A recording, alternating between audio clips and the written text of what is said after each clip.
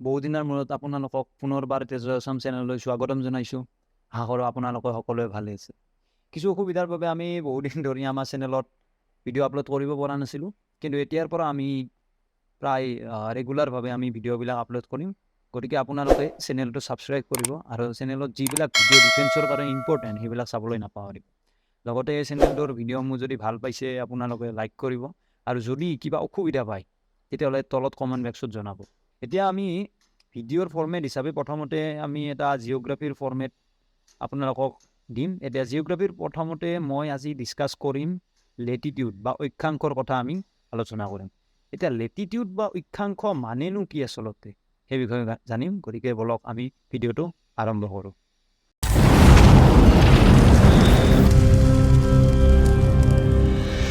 ইয়াৰ লগতে মই আপোনালোকক জনাই দিব বিচাৰোঁ যে ভিডিঅ'টোৰ পিছত আমি কিছুমান প্ৰশ্ন আলোচনা কৰিম, ডিফেন্সত আহিব লগা ইম্পৰ্টেণ্ট কুৱেশ্যন কিছুমান আলোচনা কৰিম। চিয়ৰলি কৈছোঁ তুমি ভিডিঅ'টো সম্পূৰ্ণকৈ চালে কুৱেশ্যনবিলাক নিশ্চয় এটেম্প কৰিব পাৰিব। ঠিক আছে, এতিয়া আমি ভিডিঅ'টো আৰম্ভ কৰোঁ।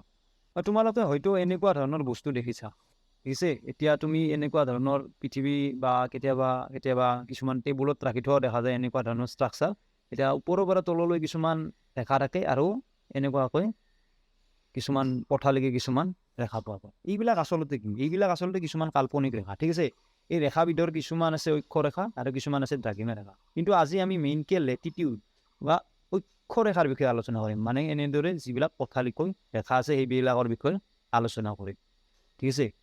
এতিয়া ইয়াতে চোৱা, ইয়াতে এইখিনিত কি আছে, ইয়াতে ৰেখা আছে, চোৱা তুমি ভালদৰে। ইয়াতে 0 ডিগ্ৰী লিখা আছে, এই মাজৰ এপাত ৰেখা আছে, ঠিক আছে। তাৰে ওপৰত লেখা আছে 10 ডিগ্ৰী লেখা আছে, ওপৰতো 10 ডিগ্ৰী 20 ডিগ্ৰী, আৰু ইয়াতে কি আছে 30 ডিগ্ৰী, ইয়াতে কি আছে 40 ডিগ্ৰী 50 ডিগ্ৰী 60 ডিগ্ৰী, এনেকুৱা ধৰণে লিখা আছে। তলৰ পিনেও লিখা আছে 10 ডিগ্ৰী 20 ডিগ্ৰী 30 ডিগ্ৰী 40 ডিগ্ৰী, ঠিক আছে, 90 ডিগ্ৰীলৈকে লিখা আছে। এইবিলাক বস্তুনো কি আচলতে? এতিয়া কিয় এনেদৰে লেখা আছে? এইবিলাক আচলতে হৈছে কিছুমান ভেলিউ, ঠিক আছে, মানে মান। এতিয়া অক্ষৰেখাবিলাকৰ লিখোঁতে এনেদৰে লিখে 10 ডিগ্ৰী 10 ডিগ্ৰী। লগতে থাকে যে 10 ডিগ্ৰী নৰ্থ থাকে, নৰ্থ 10 ডিগ্ৰী নৰ্থ মানে এতিয়া উত্তৰ গোলাৰ্ধত আছে ন, নৰ্দাৰ্ণ হেমিস্ফিয়াৰত আছে। গতিকে ওপৰৰখিনি কি বুলি লিখা যাব? 10 degree north, 20 degree north, 30 degree north. আৰু তলৰবিলাক কেনেদৰে লিখা যাব? 10 ডিগ্ৰী চাউথ, 20 ডিগ্ৰী চাউথ, সেনেকুৱাকৈ 90 ডিগ্ৰী চাউথত লিখা থাকিব। আৰু ইয়াতে যি 90 ডিগ্ৰী নৰ্থত আছে সেইটো হৈছে আমাৰ উত্তৰ মেৰু বা নৰ্থ প'ল, আৰু তলত যিটো আছে 90 ডিগ্ৰী চাউথ সেইটো কি বুলি কয়? চাউথ প'ল বা দক্ষিণ মেৰু বুলি কোৱা যায়। অক্ষৰেখা কেইপাতৰ কিছুমানৰ বিশেষ নাম আছে, আৰু অক্ষৰেখা কিমান পাত আছে সেই বিষয়ে জানিম। এতিয়া চোৱা, এতিয়া মাজৰ যোন পাত অক্ষৰেখা আছে এই পাতৰ নাম কি হৈছে? একদম মাজৰ সকলোতকৈ ডাঙৰ বৃত্ত হয়। এইটো আচলতে ৰেখা মানে কি? এইটো এটা বৃত্ত হয়, ঠিক আছে। ওপৰৰ পৰা যদি চোৱা এইটো এটা বৃত্ত ৰেখা বা আৰু আটাইতকৈ ডাঙৰ বৃত্ত, এইটোৰ এটা বিশেষ নাম আছে, ঠিক আছে। এইটোৰ নাম হৈছে তোমাৰ বিষুৱ ৰেখা, এই ৰেখাপাতৰ নাম। আৰু এই ৰেখাপাতৰ অক্ষাংশ কিমান? 0 ডিগ্ৰী, মানে লেটিটিউড কিমান? 0 ডিগ্ৰী। আৰু ইয়াৰ ওপৰৰো কিছুমান ৰেখা আছে, সেইবিলাকৰ বিষয়ে আমি জানিম, ঠিক আছে। তাৰ আগতে আমি কি কথা জানিব লাগিব যে আচলতে অক্ষৰেখাপাতৰ 10 ডিগ্ৰী 20 ডিগ্ৰীৰে হৈছে কেনেকুৱা হিচাপত ওলোৱা যায় এইবিলাক। এতিয়া ওপৰৰ যোনখিনি আছে 0 ডিগ্ৰী ওলাইছে, 10 ডিগ্ৰী ওলাইছে, 20 ডিগ্ৰী ওলাইছে, এতিয়া কি হিচাপত ওলাইছে? সৰুতে আমি নিশ্চয় কোণ মাপক যন্ত্ৰ ব্যৱহাৰ কৰি কোণবিলাক ড্ৰ কৰিছোঁ। এই কোণবিলাক যে ড্ৰ কৰিছোঁ ইয়াতো সেনেকুৱা হিচাপতে ওলোৱা যায়। এতিয়া চোৱা, এইটো গোলকৰ আধা অংশ, এই গোলকৰ আধা অংশত আমি মাজেৰে কি পাম? 0 ডিগ্ৰী পাওঁ, ঠিক আছে। তাৰে ওপৰত যদি কোণ মাপকেৰে ড্ৰ কৰোঁ কিমান পাম? 10 ডিগ্ৰী 20 ডিগ্ৰী, সেনেকুৱাকৈ ওপৰলৈকে গৈ থাকিলে 90 ডিগ্ৰী পাম। সেনেকুৱা হিচাপতে কি লোৱা গৈছে? 10 ডিগ্ৰীত লৈছে, 10 ডিগ্ৰীত যোৱা পিনে এটা বৃত্ত পোৱা গৈছে, ঠিক আছে। এনেকুৱা ধৰণৰ এইটো এটা বৃত্ত, তাৰপিছত ওপৰতো আছে এইটো এটা বৃত্ত, তলত 30 ডিগ্ৰীটো বৃত্ত। এই বৃত্তটোত যিখিনি, এতিয়া চোৱা এইখিনি পৃথিৱীৰ ঠাই ন, এতিয়া পৃথিৱীৰ যিখিনি ঠাইত, যিকেইখন ঠাইত এই 10 ডিগ্ৰী বৃত্তটোৰ মাজেৰে এই ৰেখাপাত গৈছে, এতিয়া কিমান হৈছে? এইটো 30 ডিগ্ৰী ন, 30 ডিগ্ৰী নৰ্থ লেটিটিউডত পৰিছে বা 30 ডিগ্ৰী নৰ্থ অক্ষাংশত পৰিছে। তাৰপিছত এতিয়া তলতো থাকিব সেনেকুৱাকৈ। এনেকুৱা হিচাপত আমি অক্ষাংশবিলাক পাওঁ, এনেকুৱা হিচাপে উলিয়াই লোৱা হয়। তাৰপিছত এতিয়া কিমানডাল অক্ষাংশ বা অক্ষৰেখা আছে, ঠিক আছে। ইয়াতে অক্ষাংশ কিমানডাল আছে? এতিয়া 0ৰ পৰা যদি ওপৰলৈকে চাই দিওঁ, ঠিক আছে, তেতিয়াহ'লে কিমানডাল পাম? 0 1 2 3 4 5 6 এনেকুৱা 90লৈকে পাম। তাৰপিছত এইপিনে তলৰ পিনে কিমান পাম? 1 2 3 4 7 এনেকুৱা 90 পাম। টোটেল কিমান? 90 + 90 = 180 প্লাছ 0 ডিগ্ৰী পাত, মানে 181 পাত, ঠিক আছে। কিন্তু ইয়াতে এটা কথা হ'ল বেলেগ বেলেগ চ'ৰ্চত কিছুমানত এই 90 আৰু ওপৰৰ 90টো তলৰ 90টো নধৰে, মানে দুডাল কম 179 ধৰে, আৰু কিছুমানে বিষুৱ ৰেখাপাতো নধৰে, ঠিক আছে। গতিকে এইটো এটা অলপমান বিতৰ্কিত টাইপৰ কুৱেশ্যন। কিছুমানত মই বেলেগ বেলেগ চ'ৰ্চত চাৰ্চ কৰি চাইছোঁ বস্তুখিনি, কিন্তু এইটো বেলেগ বেলেগ চ'ৰ্চত বেলেগ বেলেগ আছে। ক'ৰবাত টোটেল অক্ষৰেখাৰ সংখ্যা আছে 179, ক'ৰবাত আছে 181। গতিকে এইটো তোমালোকৰ ওপৰত দি দিছোঁ যিখিনি হয়, কিন্তু এইটোৰ ওপৰত কুৱেশ্যন অহা মই দেখা নাই জেনেৰেলি, ঠিক আছে। গতিকে এইখিনি চাই ল'বা। এতিয়া আমি কিছুমান বিশেষ বিশেষ অক্ষৰেখা আছে, এতিয়া অক্ষৰেখাবিলাকৰ নামবিলাক জানিম। এতিয়া চোৱা, এই মাজৰ যোনপাত অক্ষৰেখা সেইপাত আটাইতকৈ ডাঙৰ অক্ষৰেখা, হয়নে? এতিয়া এই অক্ষৰেখাপাতৰ এটা বিশেষ নাম আছে, কি নাম? আগতে কৈছোঁ মই, ইকুৱেটৰ বুলি কয়, ইকুৱেটৰ বা বিষুৱ ৰেখা। আৰু ইয়াৰ অক্ষাংশ কিমান? 0 ডিগ্ৰী, ঠিক আছে। আৰু এনেকুৱাকৈ যদি ওপৰৰ পিনে যাওঁ, ওপৰৰ পিনে গৈ থাকিলে আমি কি পাম? Tropic of cancer, tropic of cancer বা কৰ্কট ক্ৰান্তি বুলিও শুনিছোঁ কওঁ। এইটো ট্ৰপিক অফ কেঞ্চাৰ পাম কিমান degree? 23 degree and 26 second north. কেতিয়াবা কেতিয়াবা তুমি এইটো 23 ডিগ্ৰী এণ্ড 27, এইটো চৰি ছেকেণ্ড নহয় দিয়া, এইটো মিনিট, 26 মিনিট নৰ্থ। কেতিয়াবা কেতিয়াবা তুমি এইটো কি পাবা যে 23 ডিগ্ৰী 27 মিনিট নৰ্থো পাব পাৰা। সেইটোত একো প্ৰব্লেম নাই, কাৰণ ভেলুটো কি আহে 26 আৰু 27ৰ মাজত আহে, ঠিক আছে। সেইকাৰণে এইটো কি আহে লিখা আছে ইয়াতে, 26ও পাবা, কেতিয়াবা 27ও পাবা। আৰু তলতো সেনেকুৱাকৈ কি আছে 23 ডিগ্ৰী এণ্ড 26 মিনিট চাউথ আছে। গতিকে এইটো কি হ'ব? তলৰ পিনেও এনেকুৱাকৈ এডাল ৰেখা পাম। আৰু এইকেইডাল কাল্পনিক ৰেখা দেই, কোনো ওপৰততো নাই নহয় আমাৰ পৃথিৱীৰ ওপৰত কোনো ৰেখা।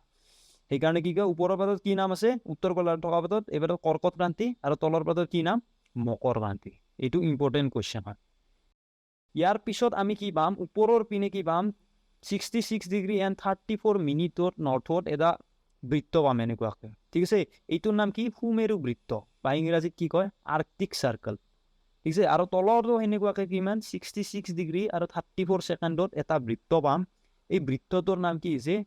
কুমেৰু বৃত্ত, কুমেৰু বৃত্ত, ঠিক আছে। ওপৰত সুমেৰু আৰু তলত কুমেৰু। আৰু এই দুয়োটাৰ গম পোৱা 90 ডিগ্ৰীত এইটো হ'ব উত্তৰ মেৰু আৰু এইটো হ'ব দক্ষিণ মেৰু। গতিকে এইখিনি কথা তোমালোকে ভালদৰে চাই ল'বা। এতিয়া ইয়াৰ পিছত আমি কি ক'ম? এই যোনকেইডাল কৰ্কট ক্ৰান্তি ন, এই কৰ্কট ক্ৰান্তিপাত আচলতে এইখিনি মানত ভাৰত আছে, ভাৰতৰ মাজেৰে গৈছে, ভাৰতৰ মাজেৰে গৈছে। গতিকে ভাৰতৰ কি কি ৰাজ্যৰ মাজেৰে গৈছে সেইটো কেতিয়াবা কুৱেশ্যন আহে। এতিয়া টোটেল কেইখন? এই ভাৰতৰ 8খন ৰাজ্যৰ মাজেৰে এই কৰ্কট ক্ৰান্তি ৰেখাপাত গৈছে, ঠিক আছে। এই 8খন ৰাজ্য কি কি কেতিয়াবা কুৱেশ্যনত আহে, বা কেতিয়াবা কেনেকুৱাকৈ দিয়া থাকিব যে 8খন ৰাজ্যৰ ভিতৰত কোনখন ৰাজ্যৰ মাজেৰে যোৱা নাই, ঠিক আছে। কেইখনমান দিয়া থাকিল ৰাজ্য।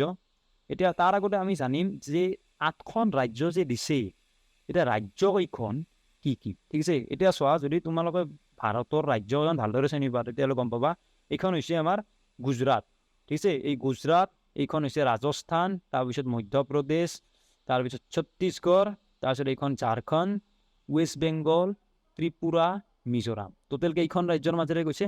8খন ৰাজ্যৰ মাজেৰে। ইয়াতে গোটেইখিনি লিখা আছে, অসমীয়া আৰু ইংৰাজী গোটেইখিনি তোমালোকে চাই ল'ব পাৰিবা, ঠিক আছে। গতিকে কেতিয়াবা কুৱেশ্যন কেনেকুৱাকৈ আহে, কেইখন ৰাজ্যৰ মাজেৰে আহিব পাৰে, আৰু কেতিয়াবা কেনেকুৱাকৈ আহিব পাৰে যে 8খন ৰাজ্যৰ 3খন দিয়া থাকিব, যে এই কোনখন ৰাজ্যৰ মাজেৰে যোৱা নাই। চাপ'জ এই 3খন দিয়া আছে, গুজৰাট, ৰাজস্থান, ছত্তীশগড় দিয়া আছে। তাৰপিছত এখন দিলে তোমাক কি দিলে? আছাম দিলে বা নাগালেণ্ড দিলে, কৈ যে এইখনৰ কোনখনৰ মাজেৰে যোৱা নাই। গতিকে তুমি ইয়াতে গম পাবা যে নাগালেণ্ডৰ মাজেৰে যোৱা নাই। কিন্তু তাৰ কাৰণে তুমি কি জানিব লাগিব? কোন কেইখন ৰাজ্যৰ মাজেৰে গৈছে সেই বস্তুটো জানিব লাগিব। এতিয়া এইখিনি হ'ল তোমাৰ যোনখিনি লেটিটিউডৰ মেইন বস্তুখিনি। ইয়াত বাহিৰা কুৱেশ্যন সিমান অহা দেখা নাযায়। তথাপিও ইয়াত লেটিটিউডৰ আচলতে কিছুমান কথা আমি জানিব লগা আছে, এই কথাখিনি আমি অলপমান জানিম। এতিয়া চোৱা, লেটিটিউডৰ যোনখিনি জানিব লগা কথা আচলতে, এতিয়া লেটিটিউডত যদি চাওঁ, এতিয়া লেটিটিউড যোনখিনি আছে, এই লেটিটিউড চোৱা ওপৰৰ পৰা তললৈ কি আছে এনেকুৱাকৈ, পিছে তলৰ পিনেও এনেকুৱা হিচাপত আছে। এতিয়া এই লেটিটিউডৰ ওপৰৰ পিনে যোনবিলাক আমাৰ ঠাই আছে, এতিয়া ওপৰৰ পিনে চালে যাওঁ উত্তৰ মেৰু আছে, দক্ষিণ মেৰু, এই ওপৰৰ পিনে বেছিভাগ সময় কি ঠাণ্ডা, এইবিলাক দেশ, এইপিনেও ঠাণ্ডা এইপিনেও ঠাণ্ডা, কাৰণ সূৰ্যৰ পোহৰ ডাইৰেক্ট নপৰে। কিন্তু এই 0 ডিগ্ৰীৰ পৰা 23 ডিগ্ৰী ওপৰৰ পিনে কৰ্কট ক্ৰান্তি পাইছিলোঁ, তলৰ পিনে কি মকৰ ক্ৰান্তি পাইছিলোঁ। গতিকে এই ঠাইখিনিত সূৰ্যৰ পোহৰ ডাইৰেক্ট পৰে, গতিকে এই ঠাইখিনি তুলনামূলকভাৱে গৰম হয়, ভালেখিনি গৰম হয় আৰু ওপৰৰ পিনে গৈ থাকিলে কি ঠাণ্ডা হৈ যায়। যাৰ কাৰণে আমি কি দেখাব, যাৰ কাৰণে আমি গম পাওঁ যে যোনখিনি ড্ৰেছ আছে ড্ৰেছবিলাকো লেটিটিউড বা অক্ষৰেখা হিচাপে অক্ষাংশ হিচাপে বেলেগ বেলেগ হোৱা যায়। ড্ৰেছ বেলেগ হয়, তাৰপিছত ঠাই বেলেগ হয়, জলবায়ু বেলেগ হয়। গতিকে লেটিটিউডৰ ক্ষেত্ৰত বহুতখিনি কথা আমি এই বিষয়ে গম পাওঁ। গতিকে লেটিটিউডটো এটা ইম্পৰ্টেণ্ট বস্তু, জানিব লগা কথা। পিছে এইখিনি হৈছে আজি লেটিটিউডৰ লেকচাৰটো মেইন বস্তু। এতিয়া আমি কি চাম, ভালদৰে কুৱেশ্যনখিনি চাম। প্ৰথম কুৱেশ্যনটো হৈছে যে what is the another name of 0 degree latitude. 0 degree অক্ষাংকৰ আন এটা নাম কি? ইয়াতে মানে সুধিছে 0 ডিগ্ৰী অক্ষৰেখাপাতৰ যে নাম আছে আন এটা নাম কি আছে। তোমালোক কমেণ্ট বক্সত এনচাৰটো দিবলৈ নাপাহৰিবা। ইয়াৰ পিছৰ কুৱেশ্যনটো হৈছে যে what is the Latitude of tropic of cancer, যে কৰ্কট ক্ৰান্তি ৰেখাৰ অক্ষাংশ কিমান? অলৰেডি আমি ডিছকাছ কৰিছোঁ, ঠিক আছে। গতিকে এনচাৰটো তলত কমেণ্ট বক্সত জনাই দিলে হ'ল। 3 নম্বৰ কুৱেশ্যনটো মকৰ ক্ৰান্তি ৰেখাৰ অক্ষাংশ কিমান? আৰু 4 নম্বৰ কুৱেশ্যনটো হৈছে যে উত্তৰ মেৰুৰ অক্ষাংশ কিমান? গতিকে এইখিনি বস্তু গোটেইখিনি গম পাব লাগিব। আশা কৰোঁ আপোনালোকে ভিডিঅ'টো চাই ভাল পাইছে। গতিকে ভিডিঅ'টো লাইক কৰিব আৰু লগৰ বন্ধু বান্ধৱীসকলৰ লগত শ্বেয়াৰ কৰিব। লগতে আমি আপোনালোকক জনাই দিব বিচাৰোঁ যে যদি আপোনালোকে ভিডিঅ'টো ভাল পাইছে আৰু যদি আপোনালোকে এনেধৰণৰ কণ্টেণ্ট বিচাৰে, তেতিয়াহ'লে কি ধৰণৰ ভিডিঅ' আপোনালোকে বিচাৰে ভৱিষ্যতে, সেইটো আপোনালোকে তলৰ কমেণ্ট বক্সত জনাই দিব। আজিলৈ এইখিনিয়ে, আৰু পিছত পুনৰবাৰ লগ হ'ম। ধন্যবাদ, থেংক ইউ, জয় হিন্দ।